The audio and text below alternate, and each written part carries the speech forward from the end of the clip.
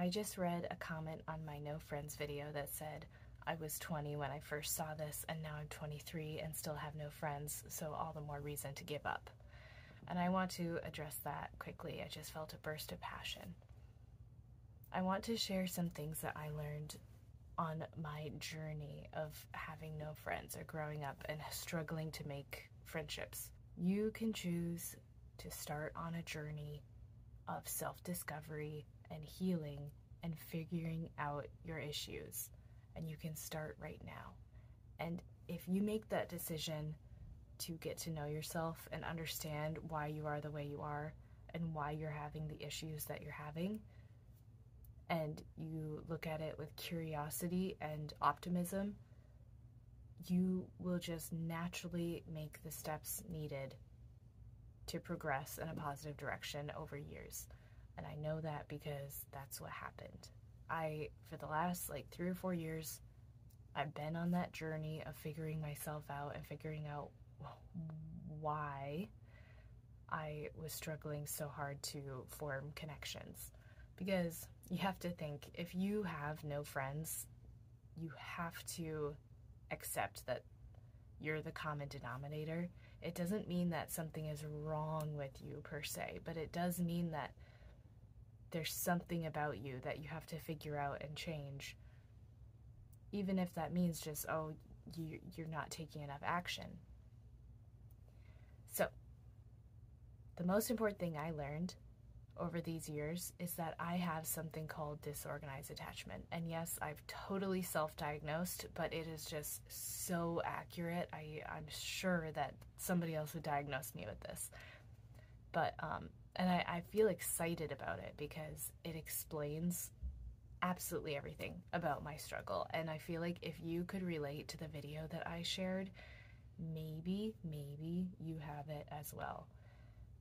At least look up attachment styles and try to figure out which one you have, because it's going to explain so much about who you are and how you attach to people, and it gives you a starting point that you can work off of. So that was extremely helpful to me. The other thing that is equally as helpful, the thing that it all came down to, is you have to learn how to be authentic. I know for a fact that I was not authentic and I still struggle. But when I try to make friends, I always put on just a natural persona of myself, which is a very agreeable, nice, goody two-shoes, doesn't swear person. Just a total people pleaser with almost no personality, a very good listener, as I described.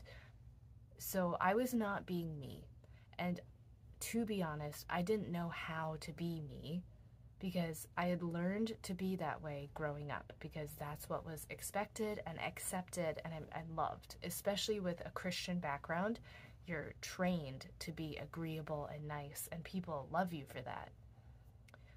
So it took me a lot of time, and I'm still on the journey of getting to know who I am and what I stand for. And this last year, I have learned so much about what my actual opinions are. So if I can give you a first step, it is to start figuring out what you actually think about things, what you actually believe, who you are. Think about every single topic you can and figure out where you stand on those topics. And it's totally okay if you change your mind in the future. That's part of life, that's good. But you do need to figure out if you have opinions and start to even communicate your opinions, or at least not be afraid to say something that you think others will disagree with. Because the best thing that I learned is that the more you share of your opinions and your thoughts, the real you, and the more you offend people, the more you're going to get rid of all of the people in your life that you never should have had in your life in the first place, the people who don't actually like you. And then you will attract people who are like-minded and who actually love and embrace who you are. I made such a mistake making friends or trying to make friends with people who I did not align with in any way. and I faked myself and pretended to be something I was not. And that was just awful for all of us. So, be yourself, but even deeper than that, start today on a journey of figuring out who you actually are, and then begin to communicate that to the world. Express yourself. There's kind of an awesome byproduct of this, which is the more you express yourself and the more you embrace the most authentic version of yourself, the more confidence you're going to feel. You're going to feel self-confident and self-accepting, and you'll be like, wow, I'm actually like a self-actualized human being, and I know what I stand for, and I have self-respect. And that's going to give you more confidence to actually pursue friendships with the people that you think are so cool. Because I said in my video, the initial one, that I thought I would see people like far away and be like, that person is so cool. I want to be their friend, but I'm not good enough. I can't. There's no way that they would like me. And I mean,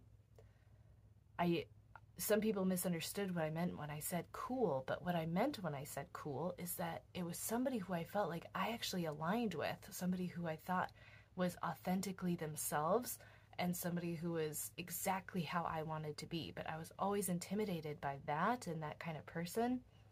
So the more you are that kind of person, the more you feel confident to actually pursue friendships with the people that you should be friends with. That's all I'm going to say for now, because I'm out of space. And I'm for sure going to record a new video on this topic because there's so much to say, but I had to share some of that. Start on a journey today, and I swear to you that you will get to a better place in a few years. It takes day-by-day action, and you don't have to fix all of your problems right now. If you just make the decision, that's all you have to do, is make the decision that you're going to start on a journey of figuring yourself out and working on your issues, and going on a journey of self-love and self-acceptance. As long as you make that decision, you're going to make progress, I promise.